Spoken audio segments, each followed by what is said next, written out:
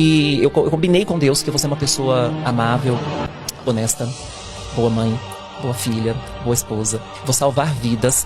Se no final de tudo isso, Deus olhar pra mim e falar assim, então, você foi incrível, fez tudo o que eu queria que qualquer ser humano fizesse, mas como você é trans, eu vou te mandar pro inferno, eu vou com prazer, porque daí ele não é Deus. Se a gente for pro céu com toda essa galera, eu também prefiro pro inferno. Eu prefiro mil vezes. Eu prefiro que a gente vá pro inferno, faça uma festa lá, todo mundo brinque. Já pensou, eu chego no céu e encontro o Marco Feliciano, não abre essa porta que eu quero descer. Não, por favor, me dá um tobogã, vai pra eu ir direto. Vou direto, sem problema. O pensamento dessa moça e desse rapaz é muito comum, mas está completamente errado. Porque de acordo com o Evangelho, ninguém é capaz de merecer a salvação por obedecer os mandamentos de Deus e muito menos por fazer coisas boas esporadicamente. E até mesmo fazer coisas boas frequentemente, constantemente, não interessa o nível da sua bondade nem a quantidade de vezes que você faz. Um ser humano nunca vai merecer a salvação baseado no que ele faz de certo e bom. Só existe uma única forma da gente ser salvo e ir para o céu, que é receber a salvação de graça ao crer em Jesus Cristo como nosso único e suficiente Salvador. Uma verdade do Evangelho é que você pode ser bom tanto que for e fazer coisas boas o tanto que for. Se você não crer em Jesus Cristo como Senhor e Salvador de sua vida, você vai para o inferno.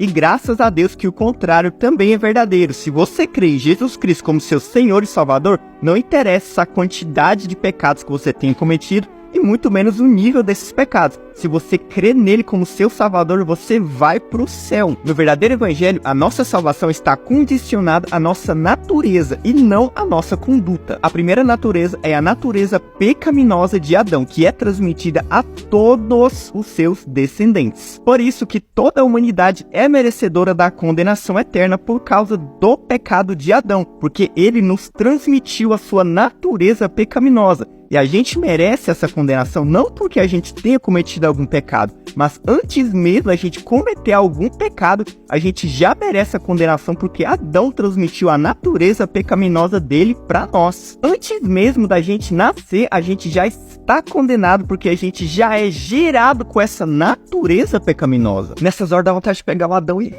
Mas, graças a Deus que a gente pode trocar de natureza através do novo nascimento, que acontece quando a gente crê em Jesus Cristo. Por isso que Jesus diz que não há condenação nenhuma reservada para todo aquele que crê nele como Salvador. Mas quem não crer nele como Salvador já está condenado. Isso por causa da natureza pecaminosa. Todo aquele que crê em Jesus Cristo se torna automaticamente filho de Deus e muda de natureza. E todo aquele que não crê em Jesus Cristo ainda é filho de Adão e tem a natureza pecaminosa que merece a condenação. Então, os filhos descendentes de Adão podem ser bons o tanto que for que eles vão lá para baixo. E os filhos de Deus, através do novo nascimento e crendo em Jesus Cristo, vão lá para cima, independente dos pecados que eles tenham cometido. E não me venham com um papinho de, então é só crer, eu posso fazer o que eu quiser, que mesmo assim eu vou pro céu, então eu vou pecar à vontade que eu já vou pro céu mesmo. Lembrando que a Bíblia diz que os nascidos de Deus não vivem pecando. Então, se você quer crer em Jesus e continuar pecando, vivendo a sua vida do jeito que você quiser,